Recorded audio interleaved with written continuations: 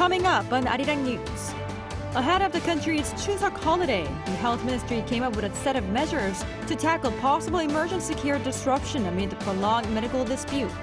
Deploying military and public doctors to hospital ER has been included. The 22nd National Assembly had a belated opening ceremony on Monday, where lawmakers vowed to work for people's livelihoods. In Israel, tens of thousands of furious people against Netanyahu took to the streets, urging him to secure a ceasefire for hostages deal.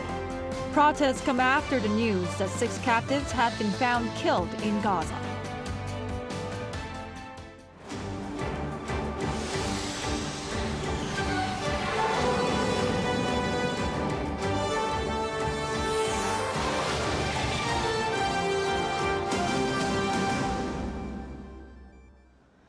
Thank you for joining us on Arirang News. I'm Kim Bo-kyung. We start our coverage with new emergency care measures unveiled today ahead of the Chuseok holiday.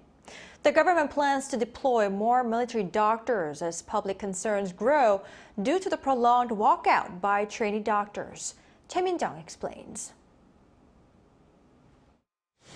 Around 6 months since the mass resignation of resident doctors, public concern is mounting over the country's emergency care system.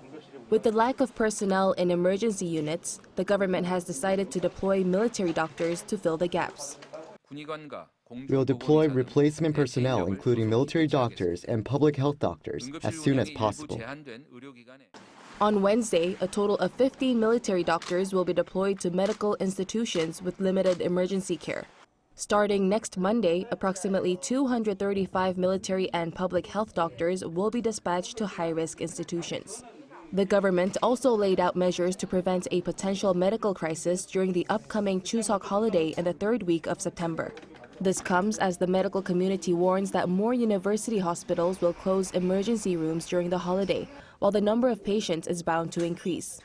We'll operate emergency response weeks for approximately 2 weeks, from September 11th to 25th, and make every effort to minimize disruption in treating severe emergency patients. The lack of personnel has caused university hospitals to suspend the running of emergency rooms during the night and on holidays, causing concern that people will not receive proper emergency treatment. According to the Health Ministry, however, 99% of the emergency rooms are still operating 24 hours a day, while around 6% are operating with a reduced number of beds. The total number of doctors working in emergency rooms is a little over 74% of the average. Monday's briefing was the government's first daily briefing held to provide the public with up-to-date details on emergency care. Choi Min-jung, Arirang News. The top office has disclosed details of a comprehensive action plan aimed at maintaining cybersecurity in the wake of ever-evolving threats from North Korea. Our correspondent Oh Soo-young explains. South Korea will take a preemptive and offensive response to fast-evolving cyber threats, from hacking and cryptocurrency theft to deepfakes and disinformation spread by malicious actors, namely North Korea. National Security Advisor Shin Won-sik unveiled on Sunday the Yoon Suk-yeol administration's National Cybersecurity Basic Plan, a whole-of-government effort to tackle virtual threats to South Korea's national security, financial institutions, public infrastructure and social stability. The government will strengthen the Republic of Korea's cybersecurity capabilities, providing a safe cyberspace for citizens and businesses, and strive to become a global pivotal state that fulfills its roles and responsibilities in the international community. Given the increasingly sophisticated and widespread nature of cybersecurity threats, a total of 14 government ministries and agencies will work on 100 cybersecurity tasks, with the National Security Council acting as the control tower. For instance, the Unification Ministry and the National Police Agency will jointly counter and eradicate North Korea's influence operations, which are aimed at stirring social division through fake news, propaganda and other such tactics. The Defense Ministry will reinforce cyber operation capabilities and work with the Science Ministry to cultivate military cyber specialists. Meanwhile, the Korea Communications Commission will establish standards on tackling disinformation. The basic plan prevents follow-up measures to the government's national cybersecurity strategy released in February, which comprises of 5 main points. First, Seoul will step up cyber defense activities. and establish the basis for responding to influence operations. Second, it will aim to strengthen cooperation with other liberal democracies to create a safe and secure cyberspace worldwide. The government will also strengthen cyber resilience by safeguarding critical national infrastructure, as well as information and communication platforms widely used by members of the public. It also seeks to boost investment in research and development to grow a competitive edge in critical and emerging technologies, and forge cooperation between individuals, firms and government to bolster operation capabilities across a range of sectors. According to the National Intelligence Service, South Korea's public institutions last year were hit with around 1.62 million cyber attacks per day, with 80% of those cases originating from North Korea. The cash-poor regime has also stolen over $3 billion of cryptocurrency since 2017, with half of that invested in nuclear and missile development, according to experts. Going forward, Seoul hopes to enact a basic cybersecurity law which would enable domestic intelligence and investigative agencies to respond to international and state-backed hacking groups. Yoon, Arirang News. Police have begun a preliminary investigation into Telegram as deepfake online sexual crimes have become a serious social problem here. Choi Soo-young reports. South Korean police have started an investigation into Telegram, the social network messaging application company, accusing it of aiding deepfake sex crimes. This is the first time the authorities have begun investigating Telegram itself. During a briefing on Monday, the National Police Agency said it was difficult to get information such as suspects' accounts and other material from Telegram. However, it stated that it is doing its best and has managed to catch some suspects who use Telegram. Additionally, the NPA said it is closely cooperating with the French authorities who started an investigation earlier to find ways to establish the joint operation. On August 24th, French police arrested Telegram's founder Pavel Durov in Paris on charges of facilitating and conspiring in online sex crimes and drug distribution. Back in March, when the French government was investigating child sexual abuse content, it had asked Telegram to identify the suspects, but received no response, leading it to issue an arrest warrant for Durov. As international concerns over such crimes on Telegram grow, the South Korean government also started a thorough investigation. Police reported that they have received 88 reports and identified 24 suspects from August 26th to 29th. They are also investigating 8 Telegram programs that automatically create illegal deepfake sex videos and plan to look into group chat rooms where the videos are being spread. The government has warned that it will continue to take strong action against deepfake sex crimes committed on Telegram. Choi Soo-young, Arirang News. In other news, the opening of the 22nd National Assembly was officially celebrated on Monday, which has been long overdue. Lawmakers vowed to fulfill their duties for the people. Our National Assembly correspondent Lee Si-woo walks us through what's to come next. On Monday, the 22nd National Assembly officially celebrated its opening, over 3 months into its term, and 300 lawmakers were finally sworn in.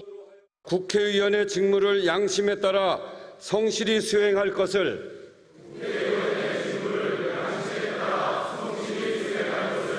국민 앞에 엄숙히 선서합니다. Speaker Woo Won-sik delivered celebratory remarks and said he hoped the event would serve as an opportunity for representatives to reflect on the past 3 months and also recollect their determination in working for the people. National Assembly will do all it can to achieve its mission to protect the people and move forward into the future. Woo vowed that rival lawmakers would work together to tackle immediate pending issues, such as surging deepfake sexual exploitation cases and the worsening of extreme weather conditions. In the long term, the Assembly will work to alleviate population issues amid the low birth rate and aging society.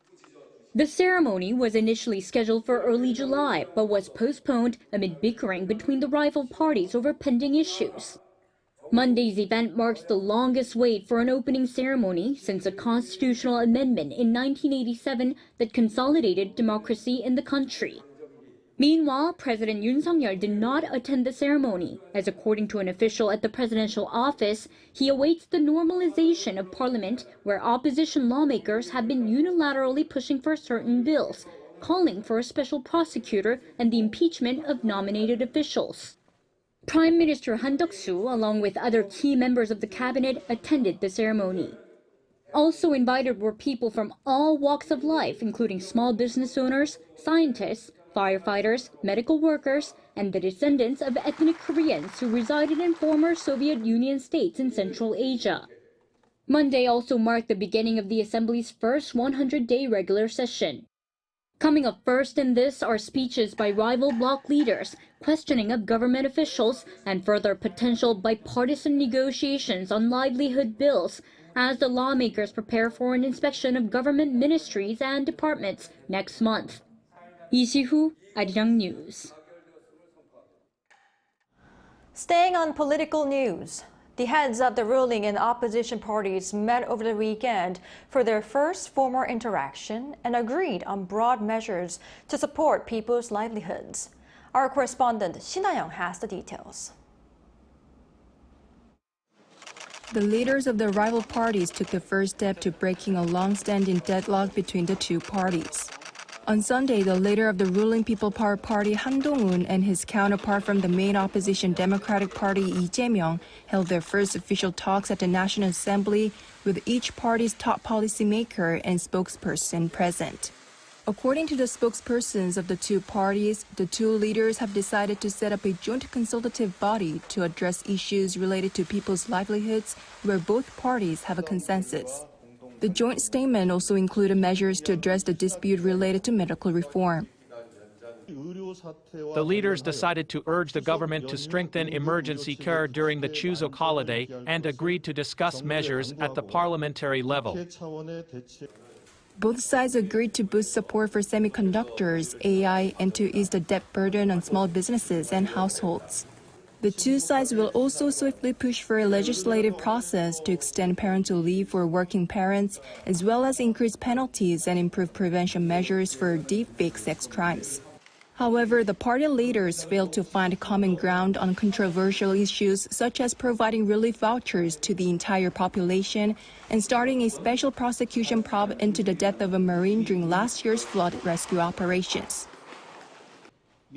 The DP sees cash handouts as a measure for people's livelihood, but taxpayer money is limited. We prefer to provide tailored welfare based on individual needs rather than giving everyone the same benefits. Since this is an economic and fiscal policy rather than a welfare policy, there's no need to disadvantage higher taxpayers. If we can't offer extra help, we should at least ensure fair support for everyone. They also failed to reach an agreement on abolishing financial investment income tax, but agreed to discuss ways to tackle structural issues in the stock market. Although a major breakthrough wasn't achieved, both parties believe that the first meeting was still valuable for confirming each other's views. In terms of people's livelihood and economy, the meeting was significant as it may help guide future legislation. The leaders emphasized the need for more frequent discussions. It was the first time in 11 years that leaders of the rival parties held official talks, and attention is now on whether this will lead to sustained cooperation between the two parties. Shin Ha-young, Arirang News.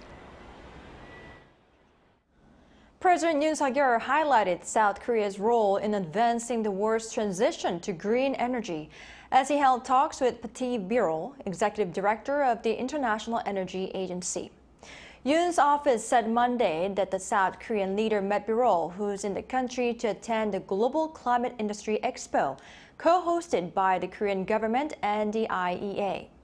Yoon welcomed the director, expressing his gratitude for the IEA's support for Seoul's carbon-free energy initiative, which aims to accelerate the achievement of carbon neutrality by using nuclear power, hydrogen, and renewable energy.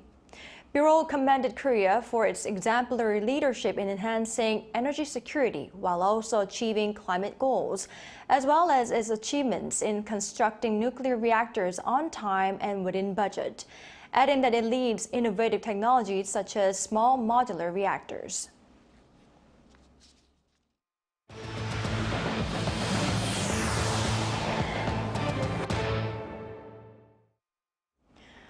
The global sales performances of South Korea's 5 automakers dropped for 4 consecutive months in August due to the sluggish domestic market and fewer working days. The domestic and overseas sales of Hyundai Motor, Kia, GM Korea, Renault Korea, and KG Mobility fell by 5.9% on year to 639,630 units. Overseas sales dropped 6.8% to around 533,000 units. Despite a decline in overall sales, Hyundai and Kia posted strong performances in the domestic electric vehicle market. Both companies recorded the highest monthly sales for EVs this year, with Hyundai over 3,600 units and Kia over 5,600.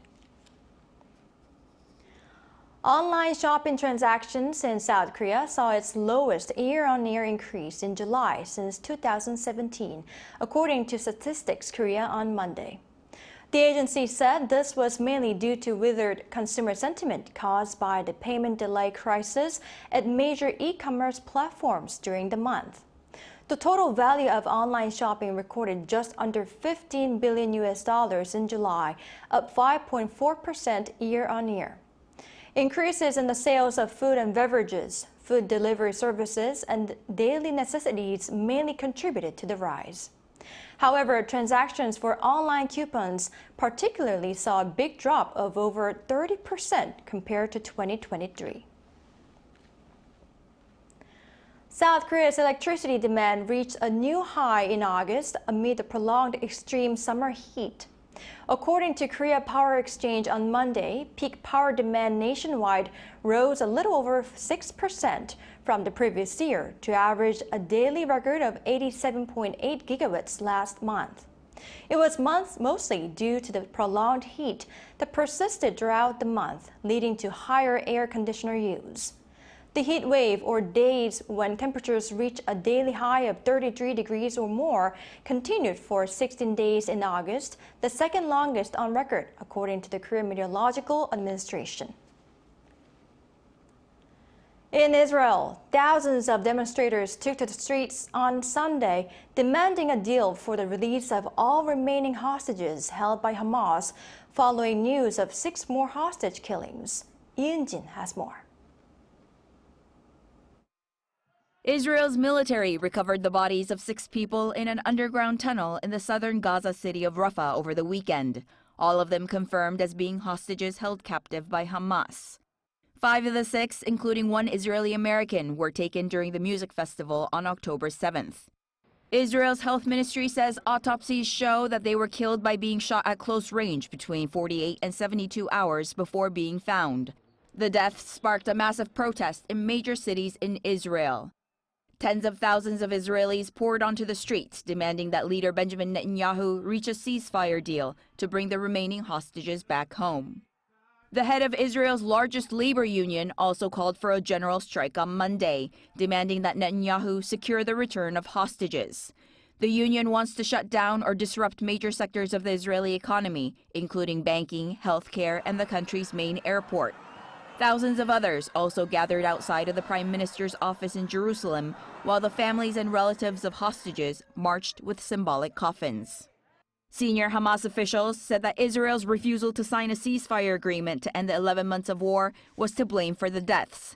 But Prime Minister Netanyahu shifted the blame on Hamas, saying Hamas has refused to agree to any deals since December and rejected a number of U.S.-led deals this year. Netanyahu also vowed that the Israeli government would continue to pursue negotiations to get all the hostages back home, and also vowed revenge for the deaths of the 6 hostages. As of Sunday, 101 hostages are known to remain captive in Gaza, with 97 of those having been abducted on October 7th. Meanwhile, American leaders expressed their frustration and anger Sunday morning over the deaths of the 6 Israeli hostages, including Israeli-American Hirsch Goldberg Polin, offering condolences and support to Hirsch's families. U.S. Vice President Kamala Harris, in an official statement, condemned Hamas for what she described as continued brutality. But Republican presidential candidate Donald Trump took to his social media platform Truth Social to slam Harris, saying that the hostage crisis in Israel is only taking place because Harris is weak and ineffective, adding that the October 7th attacks on Israel would have never happened under a Trump administration. 이은진, Arirang News. Meanwhile, intense fighting continues between Ukraine and Russia, with the latter reportedly targeting civilian facilities in the city of Kharkiv and the former industrial sites in the wider Moscow region. Yoon has the latest. Rescue teams in Ukraine pulled a man from the rubble after Russian missiles hit a shopping mall and entertainment complex around noon on Sunday. The attack in Ukraine's northeastern city of Kharkiv left at least 47 people injured, including 5 children. The targets were ordinary civilian structures, a shopping mall, a sports palace, and residential buildings. This attack follows Russian officials on the same day reporting damage to industrial sites by a Ukrainian drone attack on several areas including Moscow. Authorities said that Ukraine's drones struck a major power station and an oil refinery, causing fires. Russian officials described this as one of the largest drone attacks by Kyiv since the war began, claiming they intercepted over 150 drones overnight. Kyiv is yet to comment on the drone attacks. Meanwhile, Ukrainian President Vladimir Zelensky once again appealed to his allies for permission to use Western-supplied missiles farther inside Russian territory. And this depends on President Biden, on Prime Minister Starmer, on President Macron, Chancellor Scholz, and others. I thank all those who keep convincing the world to be strong and to finally vanquish Russian terror. This comes about a week after Russia conducted its most intense airstrike on Ukraine, which targeted energy facilities and other sites. 이은희, Arirang News. At the Paralympics over in Paris, badminton players Chung Jae-gun and Yoo Soo-young won silver in the men's doubles after a final match against their Chinese counterparts, who had also taken the title at the 2020 Tokyo Paralympics. Both Chung and Yoo may bring home more medals as they are set to compete in bronze medal matches in their singles events. In boccia, Chung So-young claimed silver in the BC2 women's individual final match as her Portuguese counterpart took gold. This is Chung's first medal in 12 years, and now she seeks gold in the team event starting Tuesday. Staying with sports, golfer Ryu Hae-ran won the LPGA FM Championship at TPC Boston in Norton, Massachusetts this past Sunday, sealing her second career playoff victory. Ryu overcame a 4-stroke deficit at the start of the final round, shooting a 64 with 9 birdies against 1 bogey to set up the playoff before beating fellow South Korean Ko Jin-young with a par on the first hole of the playoff. Taking home the $570,000 prize money, Ryu became only the second South Korean player to win on the LPGA Tour this year, joining Amy Young, who won the KPMG Women's PGA Championship in June. Ryu was the LPGA Rookie of the Year in 2023.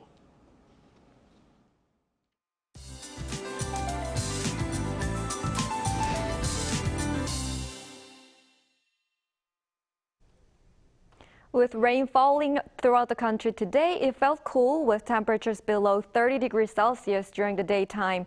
Light rain will fall in the central parts until tonight, and in the southern parts of the country, it will continue until tomorrow afternoon. Even though there are many places where the heatwave warnings were lifted over the weekend, heatwave advisories are still in place in Jeollanam-do Province, southern parts of Gangwon-do Province, and Jeju Island. After rain in the central parts of the country stops overnight, it is expected to rise to around 30 degrees again from tomorrow. Tomorrow morning in Seoul, the temperature will be as cool as 22 degrees Celsius. Highs will move up to 31 in Daejeon and Gwangju. There's more rain forecast in the Seoul metropolitan area and western parts of Gangwon-do Province on Thursday and eastern parts of Gangwon-do Province on Friday. That's all for Korea. Here are the weather conditions around the world.